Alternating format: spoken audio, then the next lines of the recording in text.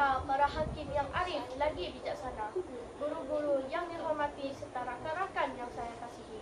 Hari ini saya dengan penuh semangat ingin membicarakan sebuah buku yang cukup menarik, unik dan penuh inspirasi, iaitu sebuah perjalanan karya Temeh Abdullah. Buku ini bukan sekadar catatan pengalaman tetapi juga sebuah kisah perjuangan yang mampu menyentuh hati setiap pembaca. Buku ini mengisahkan perjalanan seorang pemuda yang menghadapi berbagai cabaran dalam kehidupannya, terutamanya dalam menuntut ilmu di luar negara. Melalui gaya penulisan yang santai tetapi penuh makna, Temeh Abdullah berjaya membawa pembaca menyelami pahit manis kehidupan seorang pelajar yang berjuang demi mencapai impiannya.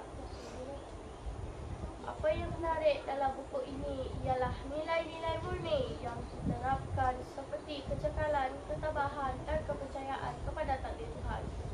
Buku ini memberi banyak pengajaran terutamanya kepada golongan muda agar tidak mudah berputus asa dalam menghadapi dugaan hidup.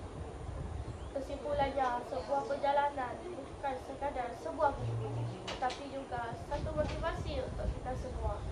Saya sangat mengesyorkan buku ini kepada sesiapa sahaja yang ingin mendapat